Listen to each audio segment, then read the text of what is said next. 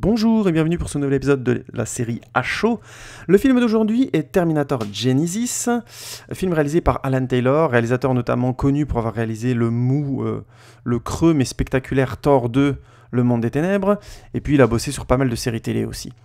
Alors, où est-ce que j'ai vu le film? Je l'ai vu au cinéma et en 3D en VO.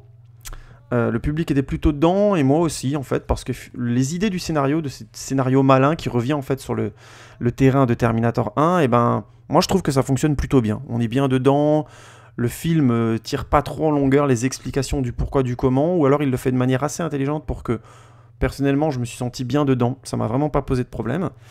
C'est donc un film de science-fiction, évidemment. Le rating, alors, je dirais...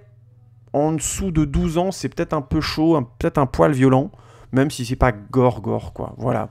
Mais ça reste quand même bien en deçà de l'impact psychologique que ça pouvait avoir, que Terminator 2 pouvait avoir à mon époque, par exemple. Donc je vais faire mon prude, je vais dire en dessous de 12 ans, c'est un peu chaud, mais sinon, ça reste globalement pour toute la famille, quoi.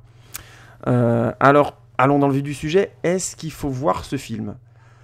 Pour le spectacle et pour le côté on s'ennuie pas, ouais. Au cinéma et en 3D. C'est de la bonne 3D, franchement, je me suis pas ennuyé, je trouve que ça ajoute un petit cachet tout à fait sympa aux scènes de spectacle, et comme j'ai dit, le scénario est malin.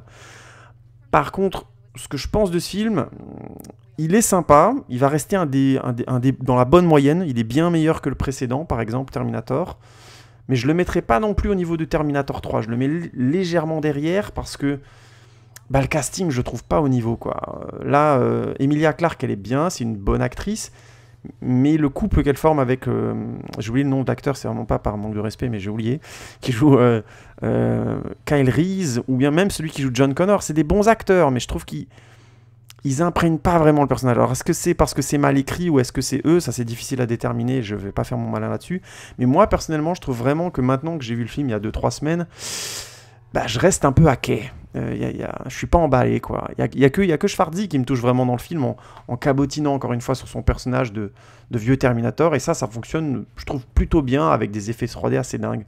Donc oui, allez, vous pouvez aller le voir, c'est un film assez sympa, mais vous attendez pas un choc émotionnel, je trouve que c'est vraiment pas le lieu. C'est déjà fini, salut, à bientôt, ciao!